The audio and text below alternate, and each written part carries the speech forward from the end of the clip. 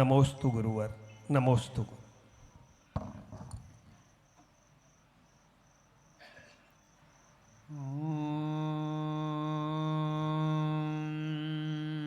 नमः सिद्धेभ्यः।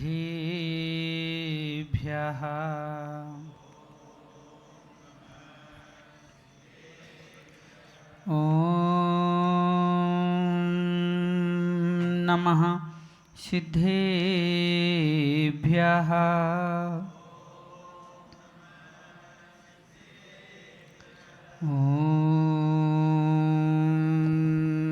नमः सिद्धेभ्यः।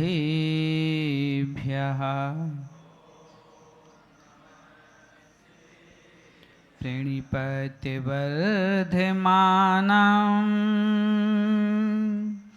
प्रश्नोत्तररत्नमालिकां वक्षे नागनरामरवन्दं देवं देवादिपं वीरम् आदिसिन्धुको नमनिकर महावीर कीर्ति गुणगा विमल सिंधु आचार्य शनिमति को मनोध्या शनमति को मनोध्या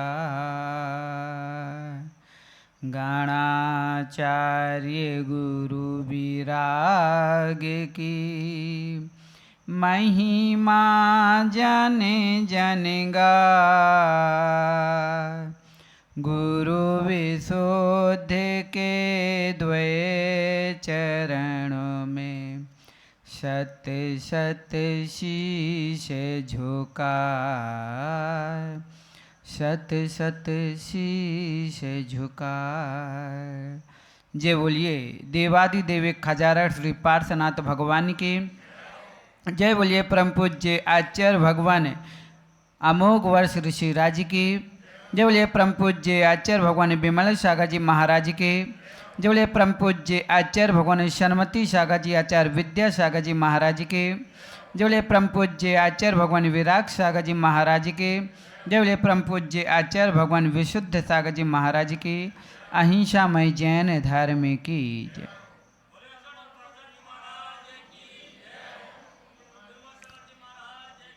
अबोध से बोध की ओर और बोध से बोधि की ओर और बोधि से समाधि की ओर ले जाने वाली है सत्यात बोध की अमृतमयी देशना। आज हमारे सामने पुनः उन जिज्ञासाओं का समाधान लेकर के आई है जहाँ पर आचार्य अमोघ वर्ष ऋषिराज अपने उन 4 शब्दों से समाधान भी कर रहे हैं और नई जिज्ञासा उठाने के लिए नई प्रेरणा भी दे रहे हैं।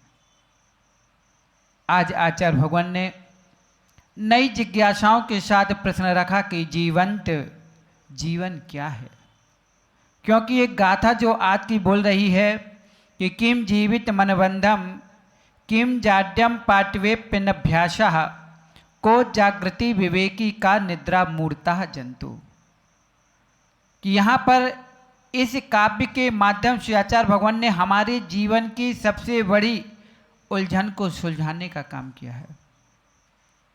जिंदगी भी 4 दिन की है और इसमें सवाल भी 4 हैं और इसके समाधान में भी आचार्य भगवान ने इसलिए यहाँ पर कह रहे हैं जिंदगी 4 दिन की है जिसको सबको समझना है, समझ करके संभलना है, सोचो आगे क्या करना है।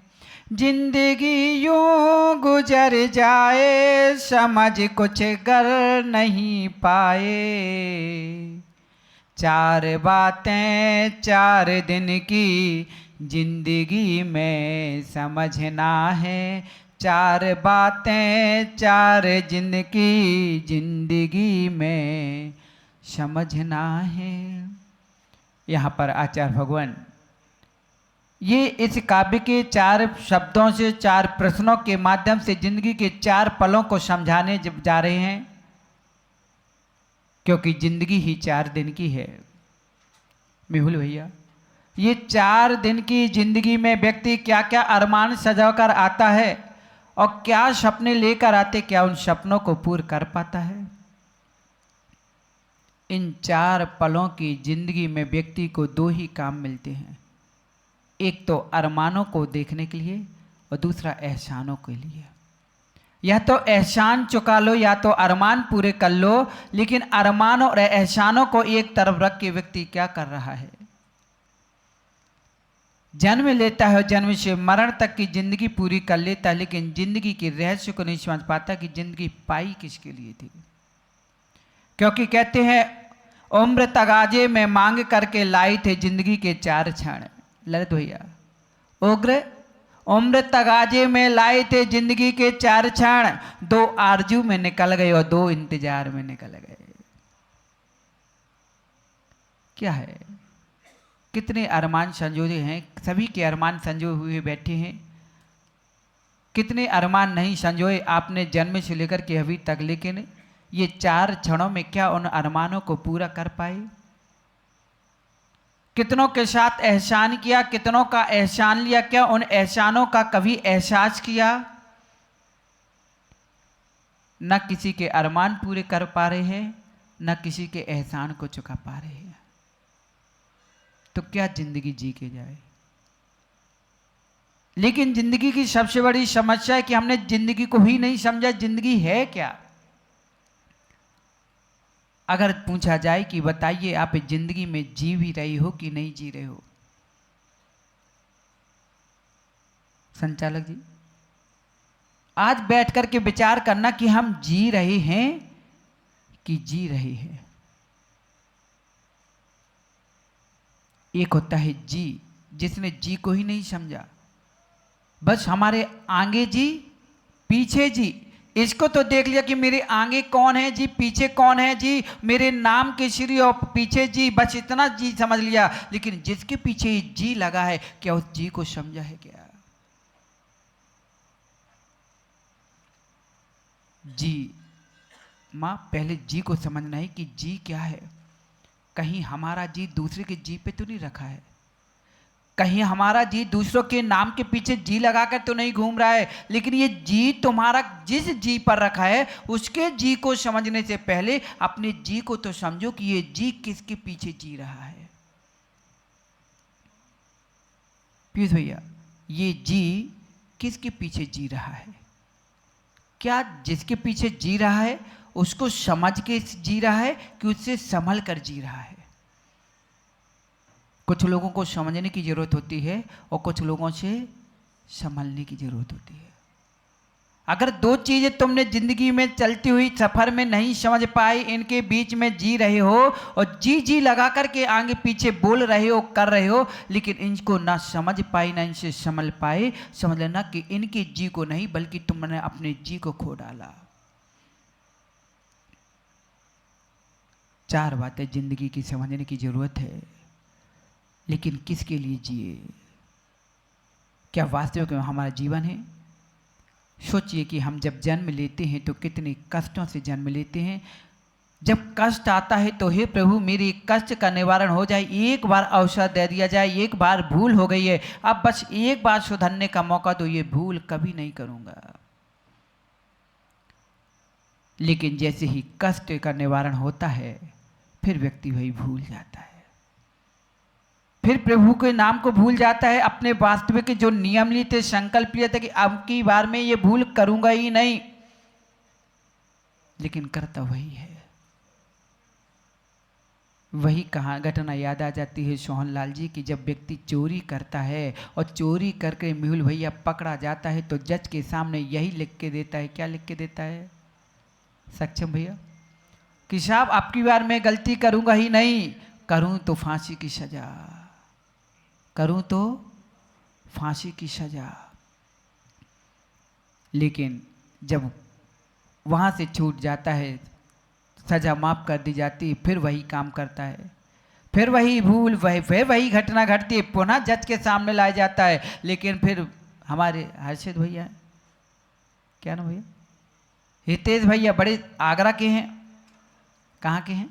आगरा के बड़े समझदार हैं। अब इनको 4 बार जज के सामने खड़ा किया गया, लेकिन इस बार तो जज साहब ने लिख के ले लिए, नहीं तू लिख के रख कि अब की बार मैं चोरी करूंगा नहीं, हो करी तो फांसी की सजा, लिख दो। इनने बाकायदे लिख दिया। फिर उसके बाद क्या हुआ, पुनः पकड़े गए राकेश जी। और जब पुनः पकड़े गए, पूछा कि बेटा तूने अब की बार तो लिख के दिया, क्योंकि अब की बार बोल के जाता था, लेकिन इस बार तो मैं तुमसे भी ज़्यादा चतुर, मैंने तुमसे लिखवा लिया। पीयूष भैया लिखो यहाँ पहले। और फिर मेहुल जी ने क्या पढ़ा। अब बचने के 4 तरीके हैं, क्योंकि ललित जी भैया कम नहीं है। पहले तो काम कैसे कि अपने कैसे काम निकले, यहाँ से एक बार फांसी बच तो जाएं, क्योंकि मरता क्या नहीं करता, मरता क्या नहीं करता। एन कैन पिकारण करके वहां से बचे, फिर वही सजा में फंस गए। फिर कहा कि नहीं साहब, मैंने जो लिखा था सत्य लिखा था, उसी का ही तो पालन कर रहा हूं। मिल भैया, उसी का तो पालन कर रहा हूं, उसी नियम के लिए तो मैं पूरा जिंदगी अपनी व्यतीत कर रहा हूं। जज साहब ने कहा ऐसी कौन सी जिंदगी, तूने क्या लिखा, पढ़ो यहाँ पहले। अब हमारे हर्षित जी मालूम क्या पढ़ते हैं, क्या पढ़ा, अब की बार मैं चोरी करूंगा ही नहीं की तो फांसी की सजा। पहले लिख के क्या गए थे, अब की बार मैं चोरी करूंगा ही नहीं की तो फांसी की सजा, ठीक है ना। अब इन्होंने क्या पढ़ के सुना दिया, अब की बार मैं चोरी करूंगा ही और नहीं की तो फांसी की सजा। कौमा कहाँ कर दिया, थोड़ा सा कौमा आगे खिसका दिया। जहां कौमा नहीं के बाद था, वहां पे कौमा ही के बाद लगा दिया, अर्थ बदल गया। अब बताओ जज साहब मैंने क्या किया, वही तो पढ़ रहा हूं, वही तो मैं बोल रहा हूं, उसी का तो पालन करूं कि अब की बार मैं चोरी करूंगा ही और नहीं की तो फांसी की जगह, नहीं करूंगा तो फांसी की सजा हो जाएगी, इसलिए मैं चोरी कर रहा हूं। सोचिए क्या करने आए थे और क्या करने लग गए।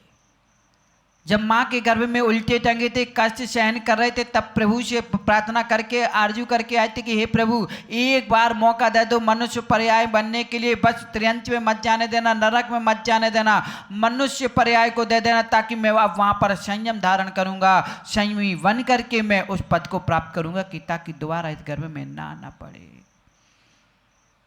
लेकिन मेहुल भैया आते ही फिर वही काम चालू हो गए, गर्भ में आने जैसे। भूल गए उस परमात्मा को, उस भगवान को, ईश्वर को, वह अपनी सत्ता को, कि क्या हम संकल्प लेके आए थे, किसे वचन दे के आए थे और क्या निर्वाह कर रहे हैं। जब तक कष्ट नहीं आते ना, तब तक भगवान नजर नहीं आता। ललित भैया अभी बैठे हो शांति से, कोई फिक्र नहीं है, अभी फोन आ जाए रेंट छाप वाले आ गए, छापा पड़ गया है, अब फिर देखना फिर कहाँ, हे भगवान बचा लो, क्या हो जो भी हो कैसे भी हो, एन कैन पिकारण, सारे भगवान 2400 भगवान पूरे सिद्ध क्षेत्र सारे याद आ जाएंगे। नहीं तो फिर तो अपनी एक ही महल दिख रहा है, फैक्ट्री दिख रही है, बस कोई नजर नहीं आ रहा। कहते हैं ना, दुख में सुमरन सब करें और सुख में करत न कोई, और सुख में जो सुमरन करे तो दुख काहे को हो। जब ललित भैया पूरा जीवन आनंद से निकलता है, जब फल सड़ने लगता है ना, तेरा तुझको अर्पण क्या लागे मेरा, भगवान को चढ़ा दो जाओ। जब कष्ट के दिन आते हैं, मुसीबत आती है, आपत्ति आती, तो भगवान का नाम रटते, हे प्रभु मेरी संकट को टाल दो, मेरी कोई बदनामी का धब्बा लगा, हे भगवान ये ग्रह से निवारण कर दो। जब तक शरीर में बल था ललित भैया, काला जी मुझे, जब तक शरीर चमकता हुआ था बिल्कुल खजूर जैसे, पिंड खजूर जैसे चमकते थे, तब तक भगवान नहीं, अब सिकुड़ गए बिल्कुल पिंड खजूर छुआरे जैसे। अब कह रहे भगवान अब तो जिंदगी तुम्हारे हवाले समर्पण कर रहे हैं, अर्पण कर दिया है। जब कष्ट के दिन आते हैं, जब पैसा पास में नहीं बचता है, कुछ भी नहीं बचा, गरीबी आ गई, खाने को कुछ नहीं बचा, तो भगवान अब तुम्हारे लिए अर्पण, अब देख लो मैं तुम्हें समर्पण कर रहा हूँ अपना जीवन। और जब तक सब कुछ था तब तक तो मेरा था। ऐसी होता है माँ, ऐसी होता है ना, घर में फल फूल रखे रहेंगे, जब सड़ने लगता है तो पड़ोसियों को आओ बेटा खा लो, तुम्हें देखो खिला रहे हैं, है ना। और जब तक रखे रहते हैं अच्छे तो कोई पूछने वाला नहीं मिलता। मेहुल भैया एक भी बर्फी खिलाएंगे नहीं, जब सड़ने लगती है ना तो 4 रिश्तेदार को आओ भाई खाना नाश्ता पानी कर लो। क्यों गुलाब दादा KNTA, है ना। मेहुल भैया एक ऐसे दादाजी हमारे भीलवाड़ा में, इनका नाम है गुलाब। तो इनसे पूछो तुम्हारा नाम क्या है तो वो ऐसे नहीं बताएंगे, वो तो कहेंगे KNTA, इसमें जो लगता है वो मैं हूँ। मतलब समझ गए ना। इनकी पत्नी का नाम है कांता, लेकिन जो कांता नहीं बोलते उसे कांटा बोलते हैं। वास्तव में कांटा ही है, क्योंकि वो नहीं होती तो अभी तक ये निकल के महाराज बन जाते। लेकिन ये पूछो अगर वो कांटा नहीं होता तो इतना अच्छा गुलाब का फूल की सुरक्षा कैसे हो पाती। अगर ये फूल खिलखिला रहा है, मुस्कुरा रहा है तो उस कांटे की बदौलत।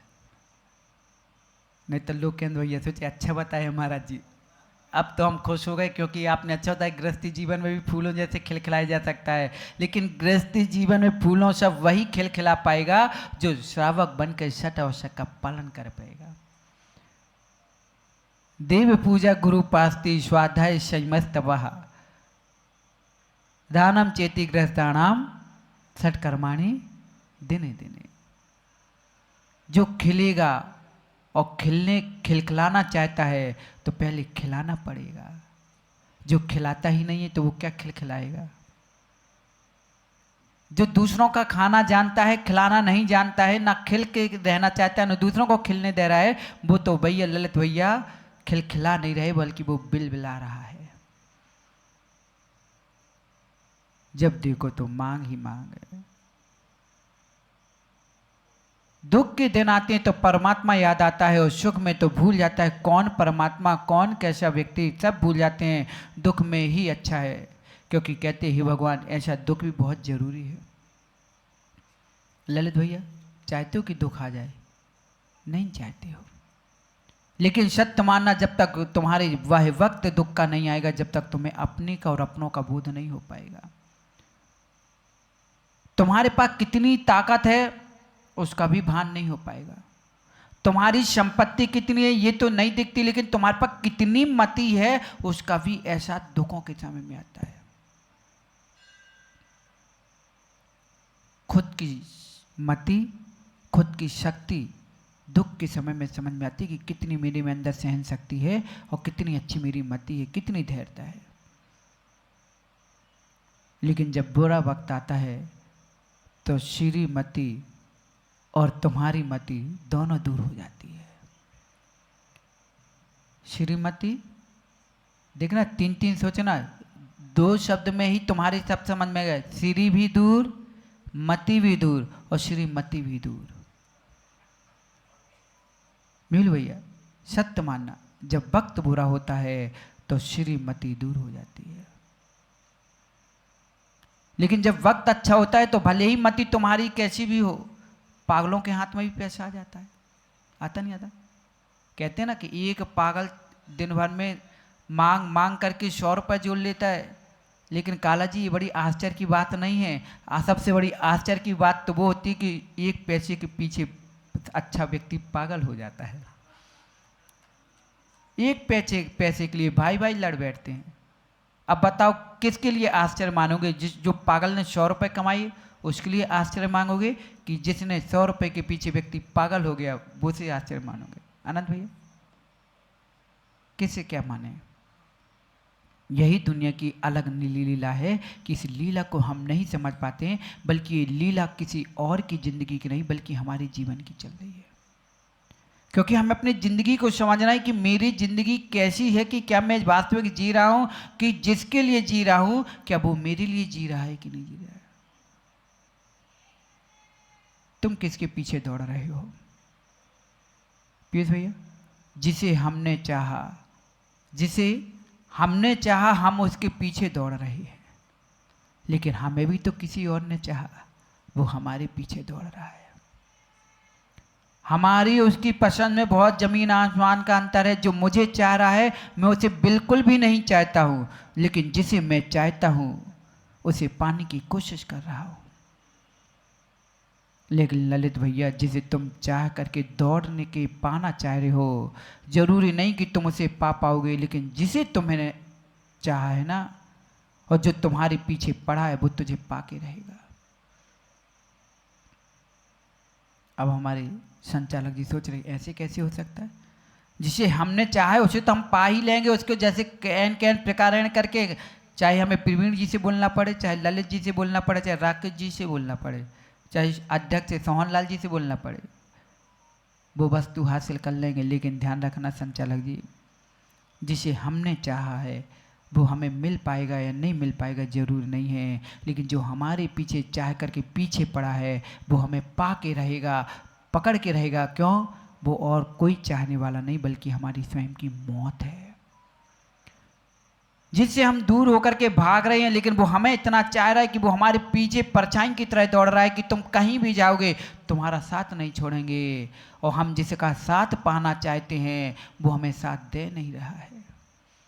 माना कि मोल भैया तुमने उसका साथ ले भी लिया जिसे चाह रहे थे, लेकिन उसे साथ ले नहीं जा पाओगे। सोचिए ललित भैया, क्या करने आए थे और क्या करने लग गए। आए थे घर से देवी से बोल करके कि हम मंदिर में जाके पूजा अभिषेक करके बस अभी आ रहे हैं, और देखो कहाँ बैठ गए। मोल भैया कहाँ बैठ गए। आई थी नर भाव को पाकर के हम अपना कल्याण करेंगे सोहन लाल जी, दीक्षा लेंगे। अब हमारी उम्र हो गई है, बच्चों को काम सौंपेंगे, उनकी जिम्मेदारी उनको दे देंगे। अब आचार्य भगवान के चरणों में रहकर उनके प्रवचन से उनकी जैसे साधना करने का प्रयास करेंगे। लेकिन क्या करने बैठ गए बताओ। गए थे हरि भजन को और घोंटन लगे कपास की, जैसी कहानी हो गई। अभी भी समय है माँ, संभल जाओ संभल जाओ। ये समय तुम्हें बता रहे कि समय तुम्हारा बहुत अच्छा चल रहा है, क्योंकि अभी आपके पास समझ भी है और समय भी है। नहीं तो जिंदगी में दो चीजें एक साथ कभी नहीं मिलती अनंत भैया, समय और समझ। जब समय होता है तब समझ नहीं होती है, जब तक समझ आती है तब तक समय हाथ से निकल गया होता है। लेकिन हमारे काला जी बोलते महाराज आप हो तो हमें चिंता किस बात की। अरे चिंता तो नहीं है, लेकिन जब तक चिंता नहीं करोगे, चिंतन नहीं करोगे, कब समझ पे तो समझ लगा लो या समय पे समझ लगा दो।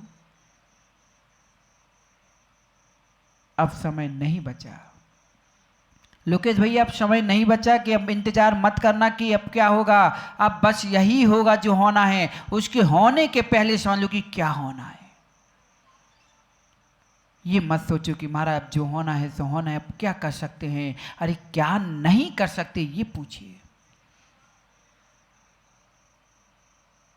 जीवन भर पाप करने वाला अंजन चोर एक पल के परिणामों से संभल करके निरंजन बन गया। जीवन भर कष्टमय जीवन दूसरों को देने वाला, दूसरों को जीव का भक्षण करने वाले नाग नागनी एक पल में देवगति को प्राप्त कर गए।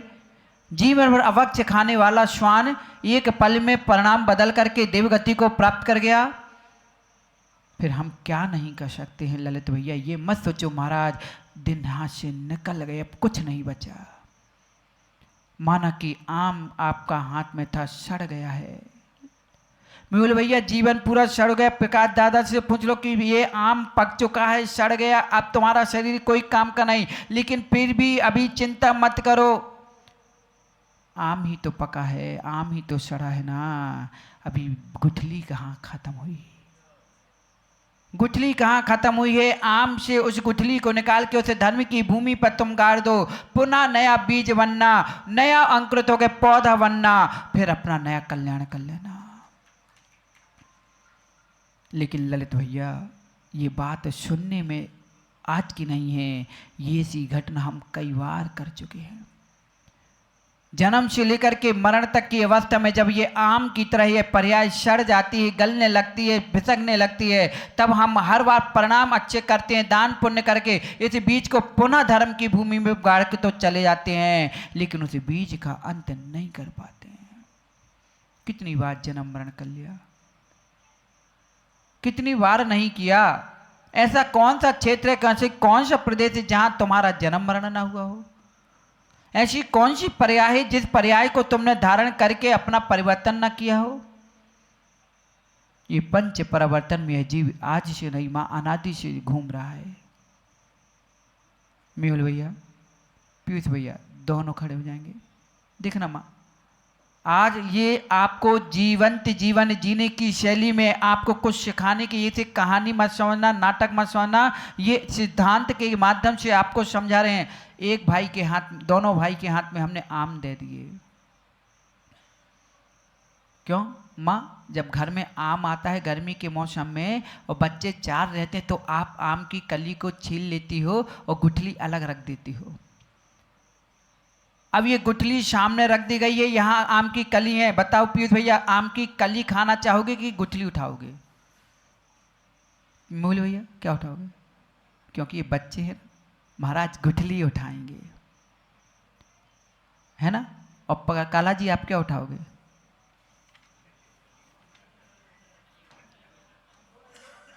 महाराज हम तो पहले दल खाएंगे, दल का आनंद ले लेंगे। गुठली तो माँ कितने भी माँ पूरा छील ले, लेकिन बच्चों को क्या पसंद रहती है?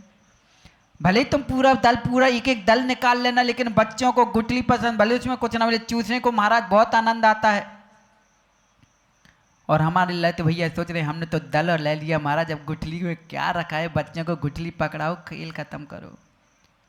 लेकिन माँ बताओ, इन बच्चों ने गुठली ली है और ललित भैया ने दल खाया है, अच्छा किसने किया? अच्छा किसके साथ हो रहा है गुलाब भैया? गुठली वाले को आनंद है, जबकि उसमें एक दल भी नहीं है। तो गुठली वालों भैया अच्छा किया गुठली लेकर। ललित भैया दल खा के अच्छा कर रहे हो ना? अरे माँ देखना, बैठ जाओ भैया। यहाँ पर ये एक गुठली लेकर आनंद मना रहा है, तो दूसरा कह रहा है कैसा पागल बच्चा है, माँ ने पूरा दल तो निकाल के ललित भैया को दे दिया है, अब गुठली बच्चा लेकर के आनंद मना रहा है। उस बच्चे से पूछा तू इतना आनंद क्यों मना रहा है? उसने कहा कि मेरे ललित भैया तो एक बार दल खाएंगे, गुठली में अभी हम आनंद ले रहे हैं, फिर इसी गुठली को भूमि में गाड़ देंगे, फिर यही पौधा बनेगा, अगली साल आम ही आम खाएंगे। अब बच्चे की इस बुद्धि को देख करके हमारे प्रवीण भैया से पूछा बताओ क्या हो गया, बच्चों ने अच्छा किया? प्रवीण भैया बोले क्या दिमाग है बच्चों का जैसा, बहुत अच्छे बच्चों की सोच, बहुत अच्छी सोच है प्रवीण भैया। क्यों? गुठली भी खा ली, फिर गुठली को जमीन में डाल के पुनः आम उगा लिए। और ललित भैया का क्या, ललित भैया तुम पागल बन के रह गई, एक ही बार तो दल खा पाई, बच्चे तो कितना दल खाएंगे, कितने बीज बनाएंगे? अब बताओ प्रवीण भैया, ललित भैया ने अच्छा किया कि बुरा किया? दल खा करके अच्छा किया कि बच्चों ने गुठली लेके अच्छा किया? बच्चों के साइड में क्यों? खतौली वाले आम की गुठली खाने वाला अच्छा था कि दल खाने वाला अच्छा था? अभी तुम लोग आए समझ नहीं पाए। चलो संचालक जी आप ही बता दो। हैं संचालक जी आप तो सुन रहे ना बात को? गुठली वाले, गुठली वालों के पक्ष में कितने लोग हैं? हाथ ऊपर करो। सब गुठली वाले देख रहे हैं। बहुत आनंद आया महाराज, पुनः गुठली हमारे सोनलाल जी के, हमारे तो ललित जी अच्छे हैं। एक आध तो ललित के पक्ष में भी तो होना चाहिए, क्योंकि सोना चांदी की दुकान है महाराज, बहुत सस्ते में निपटाएंगे। पूरा पक्ष गुठली के पक्ष में आएगा तो क्या है, लेकिन सत्य मानना, जितने दल खाया है, गुठली को छोड़ दिया है, वही आनंद से जीवन जी रहा है। क्यों? क्योंकि उसने एक बार दल खाया और दल खाने के बाद ऐसा छोड़ दिया कि अब मुझे कभी इस जन्म मरण में ना आना पड़े, अब किसी पर्याय को धारण न करना पड़े। अरे गुठली को चाहने वालों, क्या तुम ऐसे ही भूमि में उग करके बार बार जन्म मरण करते रहोगे? ललित की सीख से सीख लो कि एक बार पर्याय मिली है, एक बार इस दल को ऐसा भोग लो कि बार बार भोगना ही ना पड़े। फिर नहीं तो पूजा में माँ करती रहोगी, भोगों को इतना भोगा कि खुद को ही भोगे बना डाला, साध्य और साधन का हमने अंतर आज मिटा डाला। क्या गुठली को भोगा, फिर उसके लिए फिर इतना भोगा कि खुद ही भोग बन गए। भोगते भोगते ही कितनी पर्याय निकाल दी, गुठली की तरह बार बार जन्म, बार बार निकलना। कितनी बार तुमने कितने परिवार में जन्म लिया, कितने परिवार को भोगा, कितने परिवार वालों ने तुम्हें भोगा, फिर भी भोगते भोगते आनंद में फिर उसी गुठली की तरह। कम से कम एक बार तो दल लेकर के उस दल को खा लो, फिर गुठली पे निगाह मत डालना। अब बच्चों जैसी शरारत मत करना कि दल को छोड़ के गुठली पे हाथ मत मारना आनंद भैया, नहीं तो महाराज बहुत आनंद आता है। जिनकी शादी हो गई पूछो अब उनसे आनंद आ रहा है कि क्या है। और इन बच्चों से बोल दो कि बेटा शादी मत करना, बड़ा दुख का जीवन है। कहीं नहीं महाराज, मुझे तो गुठली चाहिए, दल नहीं चाहिए। भले कुछ ना हो, उनसे बार बार बोलो बेटा इसमें कुछ भी सार नहीं है, देखो दल पूरा निकल चुका है, गुठली है कुछ नहीं। वो कहें नहीं मुझे चूसने मिलेगी, वही मिलेगी, लेकिन दल चाहिए। वही बचपना जैसी कहानी अपने जीवन में दोहराते रहते हैं। जब समझाते हैं तो समझ में नहीं आता है, क्योंकि श्वान को देखो ना, हड्डी को इतनी बार चबाता है, खुद के चबाते चबाते खुद के दांतों से मसूड़े से खून निकलने लगता है, और आनंद सोच रहा है कि हड्डी से आ रहा है। क्यों पीत भाई, कभी गन्ना चूसा छील छील के खाया कि पिया है? देखो ये गन्ने चूसने वाले खुद खाते रहेंगे, चबाएंगे, वो मसूड़े फट जाते, फिर भी क्या कहते हैं क्या आनंद आता है। और जब गन्ना खत्म हो जाता है, गाल छिल जाते हैं, जब समझ में आता है कि अरे भूल गन्ने की नहीं थी, भूल मेरी थी। जब पूरे गाल मसूड़े फट जाते हैं ना सोहनलाल जी, तब लगता है कि गन्ना कितना मीठा था। बताओ सोहनलाल जी, मीठा था। लेकिन इन बच्चों से कहो बेटा तुम जूस पी लो, नहीं मुझे गन्ना चूसना है। अब बताओ कितने लोग गुठली खाना चाहते हैं, हाथ ऊपर करो। अब कोई गुठली नहीं खाएगा, लेकिन बिना गुठली का फल होता भी तो नहीं है। लेकिन महाराज ठीक है, इस पर्याय में तो बताओ कितने लोग गुठली खाना चाहते हैं, एक बार और हाथ ऊपर कर लो। वो माँ जा रही गुठली की, महाराज हम जा रहे अपनी गुठली, हमारी आम चला ना जाए। माँ आप जाते समय बता दो कि क्या करना, गुठली लेना है कि दल खाना है? दल खाना है। महाराज नाम लेते ही दांत गुठला जाते हैं, न आम खा पाते हैं न गुठली खा पाते हैं। लेकिन सत्य मानना, गुठलियों की भूल जो बच्चे करते हैं वो भूल हमें नहीं करना। और कदाचित भूल कर ही ली है तो उस बीज को ऐसा रोपण कर दो कि एक बार ऐसा उगना कि फिर दोबारा उगने की क्षमता मत रखना। मालूम है कि बीज में उगने की शक्ति होती है। लोग कहते भैया तुम कितने भी बीज रख लो, हमारे हाथ से नहीं तो दूसरा बो देगा, दूसरा बोए उससे पहले कि बीज उगना बंद हो जाए तो भूमि रहेगी, कहीं भी बीज डाल लो उग जाएंगे। तो महाराज क्या करें, अब बीज को ऐसे क्या करें कि अब बीज उगना बंद कर दे? कुछ नहीं, बीज को अग्नि से तपा दो। जब बीज जल जाता है ना, फिर वो बीज उगने की शक्ति खत्म हो जाती है। ऐसी ये बीज आत्मा रूपी जो बीज है, इसमें जो शक्ति कर्म की लगी हुई है, उस कर्म को जला दो, फिर ये आत्मा तुम्हारी जन्म मरण में नहीं आ पाएगी। लेकिन प्रवीण भैया जीवन को चार बातें समझने के लिए बैठे थे, उस समय हो गया। उन चार बातों को समझना है कि जीवन में चार घटनाएं ऐसी क्या घटती हैं कि जन्म से लेकर के मरण तक व्यक्ति उन चार बातों को नहीं समझ पाता है। चार पल की रातें ऐसी निकल जाती हैं कि समझ में नहीं आता कि चार क्षण होते हैं। दो तो अरमान में निकल गए, दो किस में निकल गए? इंतजार में। एक जिंदगी के जन्म लेने के इंतजार में, एक मरण के इंतजार में, दो क्षण तो ऐसे ही निकाल दिए। और दो पल आरजू में है, उन आरजू में ही पूरी आरजू नहीं हो पा रही है। नीरज भैया सोच रहे कि महाराज कितना बोल देते हो, समझ में नहीं आता, रोज रोज इतना सुना देते हो कि कौन सी बात पे विचार करें कौन पे ना करें। कर लो विचार वरना बेचारे हो जाओगे। कोई तुम्हें ये कहे कि बेचारा चला गया, उससे पहले तुम अपने आप में विचार लो कि दूसरा बेचारा ना कह पाए। दूसरों के विचार में हम बेचारे बन के जाएं, उससे पहले उन विचारों को अपने विचार में लाओ कि फिर हम किसी के दिमाग में विचार बन के ना जा पाए। नहीं तो मेहुल लोग कहेंगे अच्छा खासा सा कुंवारा शादी करके फंस गया यार। अच्छा क्यों? पवित्र क्या हो गया? फिर यही गाने सुनने को मिलेंगे। लेकिन अभी समझा रहे हैं कि मत उन विचारों को लाओ कि दूसरों के दिमाग में तुम्हारे लिए विचारपना पैदा हो जाए।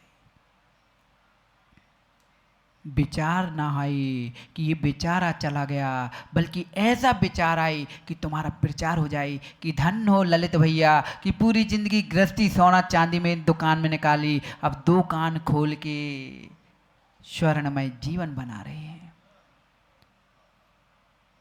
पहले दुकान खोल के सोना चांदी बनाए, अब दुकान खोल के जीवन को सोना चांदी में बना रहा है। समझ में आ गई ललित भैया? नहीं आ रही महाराज, समय हो गया, क्योंकि समय हो जाने के बाद कुछ समझ में नहीं आता। जब तक समय होता है तब तक तो समझ नहीं होती, इसलिए कुछ समझ में नहीं आता है। लेकिन जब समझ हो जाता है माँ फिर भी समझ में नहीं आता। क्यों? खाली पेट भजे न गोपाला और जा डरी कंठी और जा डरी माला। महाराज लंच का नाश्ता का समय 8 बजे, तुमने 10:30 बजा दें, अब कहाँ से समझ में आए? लेकिन समय में समय को लगाना, क्योंकि अभी जिंदगी की 4 बातें जीवन को समझने के लिए आचार्य भगवान माँ भी पूरी बात भी नहीं हुई, पहली ही बात नहीं खुली कि पन्ना क्या है। पहला ही रहस्य समझना कि उन जीवन की 4 बातों को समझना क्या है। तो यहां पर आचार्य भगवान कहते हैं किम जीवित मनगम, कि जीवंत जीवन क्या है। क्या हम जीवंत जीवन जी रहे हैं कि मरण का जीवन जी रहे हैं? पहला उन्होंने पहली बात यहां रखी कि जीवंत जीवन क्या है, और दूसरा क्या है जीवन में मूर्खता क्या है, और तीसरा है कि जागा हुआ व्यक्ति कौन है और सोया हुआ व्यक्ति कौन है। निद्रा क्या है? ये 4 बातें जीवन में सोना। पहला कि जीवन क्या है, जीवन में मूर्खता क्या है, और निद्रा कौन है, और जागा हुआ व्यक्ति कौन है।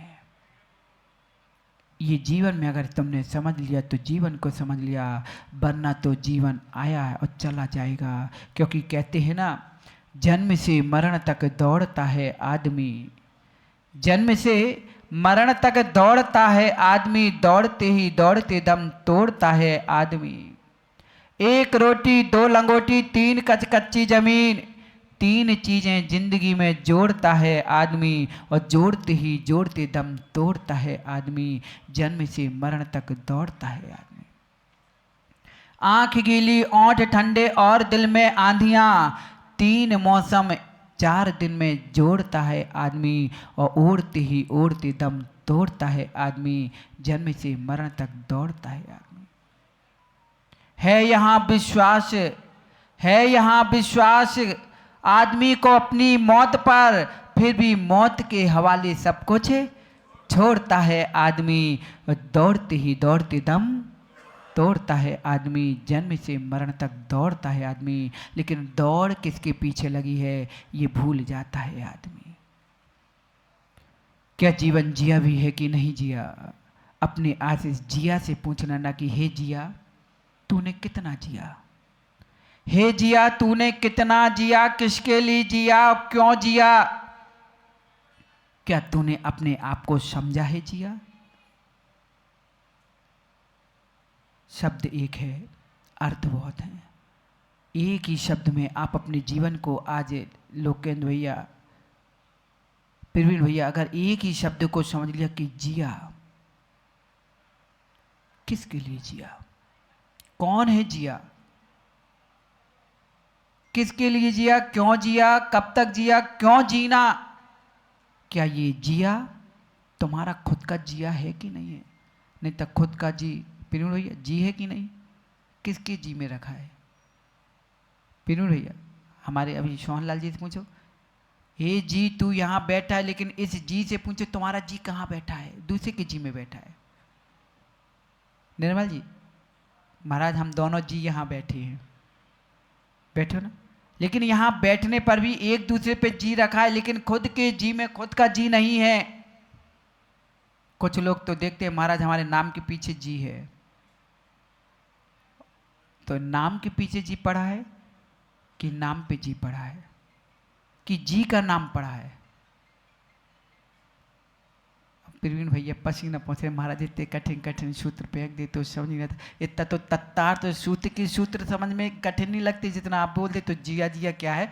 लेकिन कोई बात नहीं, जब तक जिया नहीं समझोगे तब तक जीना भी बेकार हो जाएगा, क्योंकि जिया तो कितना जिया, किसके लिए जिया नहीं समझ पाई अपना जिया,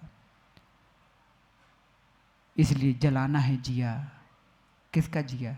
दूसरों का जिया नहीं, रोशन करना है अपना जिया, तुम मत जलाओ दूसरों का जिया, क्योंकि जिया जिया पे कितना तुमने जिया दिया कि दिया में जिया दिया। इसलिए समझेंगे कल पुनः आचार्य भगवान की। लेकिन आज आचार्य भगवान वात्सल्य देव का निमित्त ज्ञानी आचार्य भगवान विमल सागर जी महाराज, जो आज भी जिनकी छवि, जिनकी महिमा, जिनकी गरिमा आज भी जीवंत है। आज वही जीवंत जीवन की बात की चर्चा चल रही थी। आज ऐसा ही नियोग हो कि ऐसे जीवंत जीव की आज यहाँ पर स्तुति होगी। लोग कहते हैं मेरे सामने नहीं, वो तो स्वर्गवास हो गए हैं, लेकिन स्वर्गवास नहीं हुए हैं, वो घट घट के वासी बन चुके हैं। आज भी उनके घट घट में, उनके भगत के, उनके दिलों में, उनके नेत्रों में, उनकी हर छवि में आज आचार्य भगवान विमल सागर जी ही झूल रहे हैं। इसलिए माँ उस जीवंत जीव की आज यहाँ जन्म जयंती मनाने यहाँ ठीक दोपहर 2 बजे पुनः आज महाराज श्री बता रहे थे। हमारे महाराज इतने सरल, इतने भोले वाले कि हम अपने गुरुदेव की क्या क्या बताएं, कैसे बताएं। बताना तो बहुत चाहते, लेकिन क्या करें, कोई बात छूट ना जाए और कोई बात छिपा ले। कौन सी छिपाएं, कौन सी बताएं। तो इतनी सारी बातें बताई, लेकिन किसी को समझ में आई नहीं आई। क्यों नहीं आई? क्योंकि आपका जिया और कहीं रखा था। लेकिन अब उस अपने जिया को दोपहर में ला करके उन आचार्य भगवान के पाद मूल में बैठ करके बड़े तन्मयता से, माँ अगर जीवन के सारे कष्ट निवारण की विधि को समझना है तो ऐसे महान पुरुषों की कथा, इनकी जीवनी की सुन लेने से, इनकी पूजा अर्चना करने से सारे दुख दूर होते हैं। आज भी जयवंत हैं वो आचार्य भगवान विमल सागर जी महाराज। भले ही देह से नहीं बचे तो नहीं रहे, लेकिन जितने भक्त हैं उनकी आस्था में आज आचार्य भगवान विमल सागर जी, आचार्य विराग सागर जी, आचार्य विद्या सागर जी अंदर समाये हुए हैं। जिनकी आस्था में जीवंत हैं, समझ लेना उनकी आस्था ही मुक्ति का रास्ता खोल रहा है। अपने जीवन के दुखमय रास्तों से निकल के गुजरना है तो आज उनके प्रति आस्था का दीप जला करके उनकी आज पंडित जी ठीक दोपहर को यहाँ पर पूजा अर्चना करेंगे, उनकी गुण स्तुति करेंगे। ठीक है ना? जय बोलो आचार्य भगवान विमल सागर जी महाराज जी की। 2 मिनट का समय आप सबसे और चाहेंगे कुछ विशेष सूचनाओं